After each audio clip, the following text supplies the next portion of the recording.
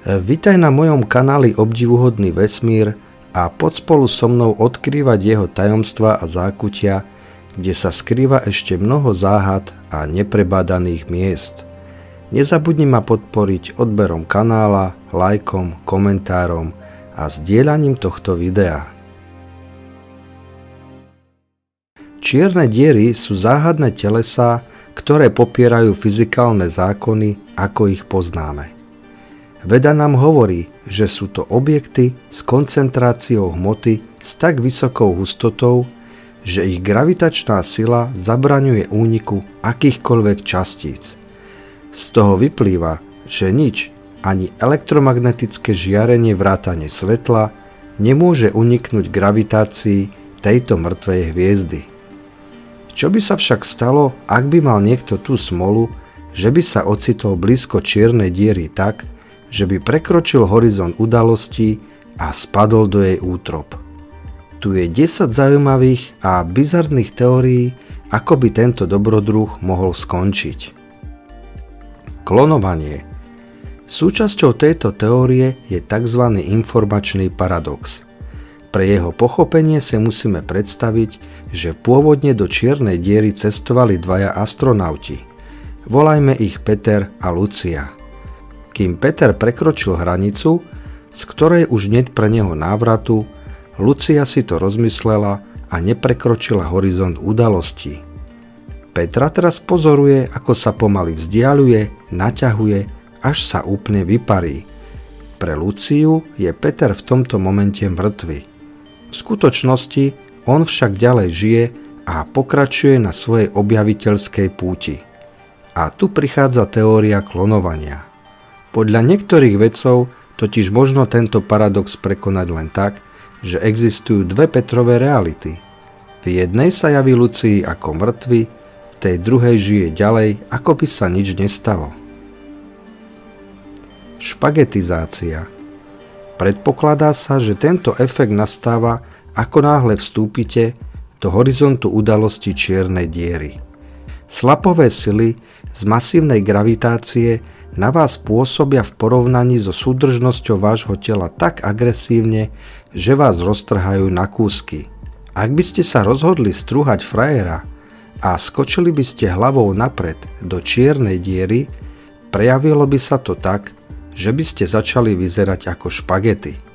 Princíp je totiž v tom, že rozdiel v zrýchlení spôsobenom gravitáciou medzi vašou hlavou a nohami je v tom bode taký obrovský, že by ste boli natiahnutí a vytvarovaní do tvaru, ktorý označili vedci za špagetizáciu. Skreslenie svetla, priestoru a času. Podľa tejto teórie prvá vec, ktorú by si niekto všimol pri vstupe do horizontu udalosti čiernej diery, je rozdielnosť svetla, priestoru a času. V tomto momente prestanú existovať a fungovať fyzikálne zákony tak, ako ich poznáme z nášho sveta, a začnú fungovať nové zákony. Nekonečné množstvo gravitácie, ktoré produkuje singularita v strede čiernej diery, deformujú priestor, čas a svetlo a vaše vnímanie okolia by bolo úplne iné, ako ste boli zvyknuté predtým. Túto novú realitu by ste si mohli vychutnávať však asi len do momentu, kým vás nepohltí úplná temnota, v ktorej nebudete schopní už vnímať nič. Cestovanie v čase. O tejto možnosti už teoretizovali mnohí vedci, včetne takých velikánov, ako boli Einstein alebo Hawking. Ak by ste sa ocitli v útrobách čiernej diery, platí, ako sme si už povedali, že neplatí v podstate nič z toho, čo poznáme. Mohli by ste však zneužiť skreslenie času, ktoré je tu prítomné a umožnilo by vám cestovať tak povediac do budúcnosti. Využitím obrovských rozdielov v čase medzi vnútorným a vonkajším horizontom udalostí by ste sa po návrate domov ocitli zrazu vo svete budúcnosti, kde vy máte stále svoj vek, no vaši príbuzní sú už dávno mŕtvi a čas na Zemi sa posunul o niekoľko stoviek a možno až tisíce rokov. Najprv však musíte objaviť spôsob, ako sa z čiernej diery dostať živý a zdravý. Nič sa vám nestane. Táto teória predpokladá, že ak by sme už mali cestovať nejakej čiernej diere, mali by sme si vybrať jej supermasívnu verziu. Napríklad tu v strede našej galaxie, ktorá je vzdialená 25 000 svetelných rokov a je 4,3 miliónkrát hmotnejšia ako naše Slnko. Efekt, ktorý by sa prejavil, by nebol taký ako pri čiernej diere bežnej veľkosti. Horizont udalosti je oveľa ďalej od jej stredu a to by vám malo zabezpečiť, že prežijete, aj keď prekročíte jeho hranicu.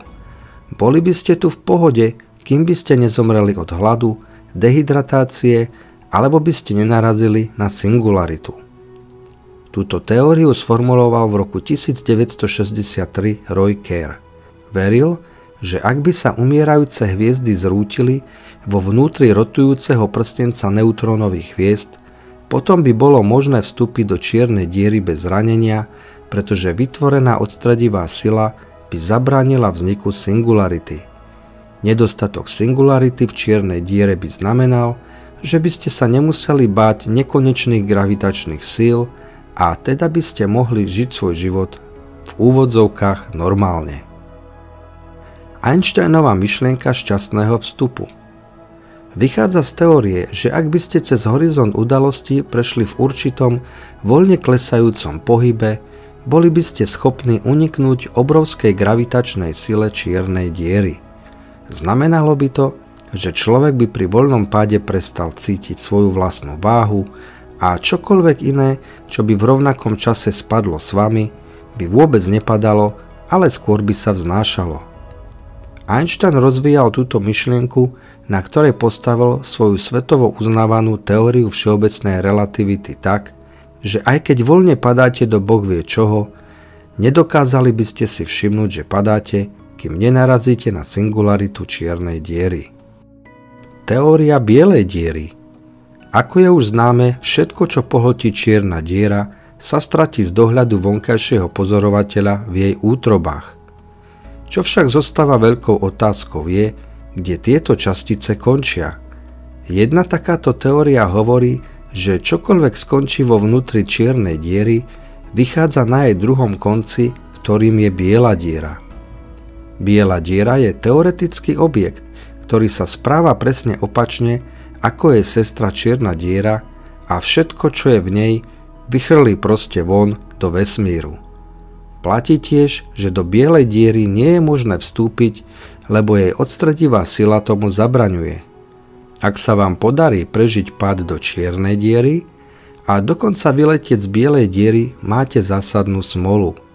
S najväčšou pravdepodobnosťou sa už nikdy nebudete môcť vrátiť tou istou cestou. História vesmíru ako na dlani. Ďalšia teória hovorí o bizarnom zážitku, kedy by ste po páde do čiernej diery prežili postupne celú históriu vesmíru. Skúsme si ju vysvetliť. Ako som už spomenul, teoreticky by mohli niektoré čierne diery vzniknúť bez singularity. Potom by sa jednalo o tzv. Červie diery. Ako náhle by sa vám podarilo cestovať takouto červou dierou, boli by ste podľa tejto teórie svedkami premietania celej histórie vesmíru. Vyzeralo by to, ako by niekto pustil video v nekonečnom rýchlom pretáčaní od začiatku po koniec. Táto skúsenosť by však nemala šťastnú dohru, pretože čím by bola rýchlosť obrazu väčšia, tým viac by ste sa blížili smrti v energetickom výbuchu svetla a radiácie. Cesta do paralelného vesmíru. Ak by sa vám podarila cesta do čiernej diery, a nebodaj by ste tam zablúdili, netreba sa podať panike. Môže tu totiž existovať cesta von. Je síce pravda, že by ste sa nedostali späť do svojho domova, z ktorého ste prišli, no mohli by ste sa ocitnúť v novom, odlišnom vesmíre. Niektorí teoretickí fyzici si totiž myslia, že ako náhle dosiahnete singularitu čiernej diery, môžete sa ocitnúť na moste k alternatívnej realite.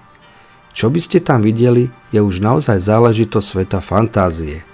Niektoré teórie dokonca hovoria, že nekonečné množstvo vašich alternatívnych verzií sa nachádza v rovnako nekonečnom množstve alternatívnych vesmírov.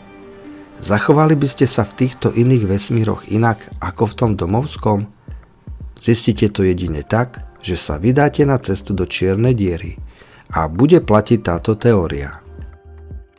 Stanete sa súčasťou vesmíru. Touto teóriou sa zaoberal aj Stephen Hawking, ktorý vyslovil predpoklad, že určité častice, ktoré vstupujú do čiernej diery, sú rozdelené na pozitívne a negatívne častice. Tieto častice sú pomaly absorbované čiernou dierou. Keď negatívne častice padnú dnu, zníži sa ich hmotnosť. Pozitívne častice potom majú práve toľko energie, aby zostali mimo čiernej diery ako žiarenie. Keď čierna diera pomaly, ale isto začína strácať hmotu a je čoraz teplejšia, exploduje jej obsah, označovaný ako Hawkingovo žiarenie, späť do vesmíru. To v podstate znamená, že by ste sa mohli stať súčasťou vesmíru ako Fénix povstávajúci z atómového popola. Toto bolo 10 teórií o tom, ako by sme skončili, keby sme sa vydali na dobrodružnú cestu k čiernej diere. Ktorá z nich sa ti najviac pozdávala? Alebo máš nebodaj nejakú svoju teóriu? Budem rád, ak sa so mnou podeliš o tom v komentároch. Ak sa ti toto video páčilo, nezabudni ho prosím posunúť ďalej zdieľaním a lajkom. Dostane sa tak ďalším z vás, ktorých zaujíma vesmír a všetko s ním spojené. Dovidenia na budúce.